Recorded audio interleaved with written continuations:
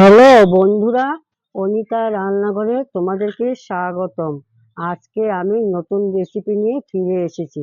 আমি আজকে কি বানাবো তোমরা দেখো।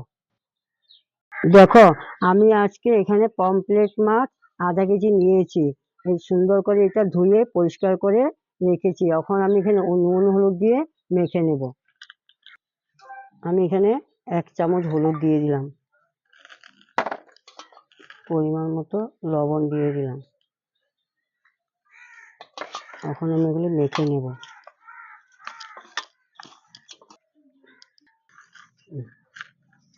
আমি কড়াই বসিয়ে দিলাম। আমার কড়াই গরম হয়ে গেছে, আমি সাদা তেল দিয়ে মাছগুলি ভেজে নেব।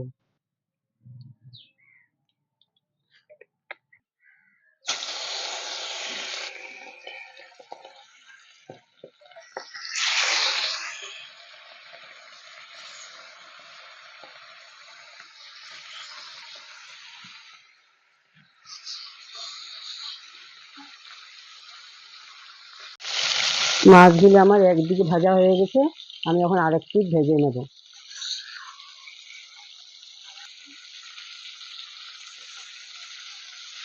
এইভাবে আমি সব মাছগুলি ভেজে নেব। আমার মাছগুলি ভাজা হয়ে গেছে, আমি এখন মাছগুলি উঠিয়ে নেব। এই যে আমার সব মাছগুলি ভাজা হয়ে গেছে। এখন আমি কড়াইয়ের মধ্যে মাছ ভাজা তেল আছে, তার পরিমাণ মতো অল্প তেল দিয়ে দিলাম। এখন আমি পাঁচফোড়নটা দিয়ে দেব।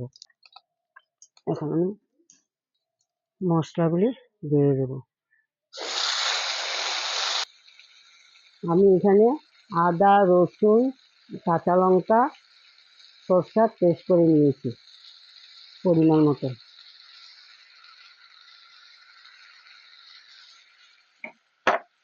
এখন এগুলি আমি মশলাগুলি ভালো করে কষে নেব।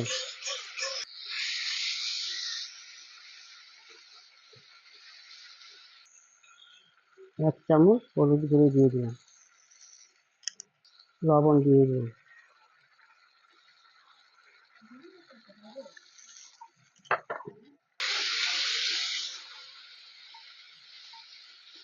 কুচি দিয়ে দিলাম। এই যে পমফ্রেট মাছটা, যে এটাকে চাদা মাছও বলে সবাই। বাকি জলগুলি দিয়ে দেবো।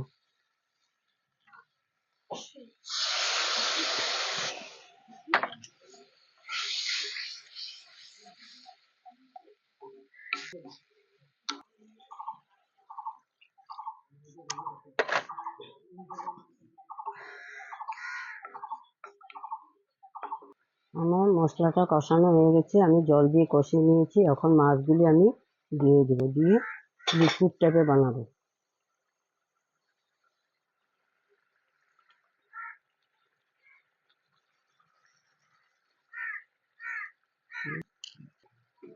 আপনারা এইভাবে বানিয়ে খাবেন, ভালো লাগবে।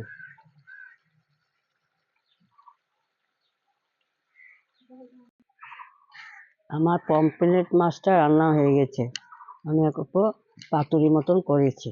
এখন আমি নামিয়ে নেব। আমার পমফ্রেট মাছটা রান্না হয়ে গেছে। আপনাদের যদি ভালো লাগে, আপনারা সাবস্ক্রাইব, লাইক, কমেন্ট, শেয়ার করবা আর আমার সাথে থাকবা। এইভাবে বানিয়ে খাবেন। আপনারা ভালো থাকেন, সুস্থ থাকেন।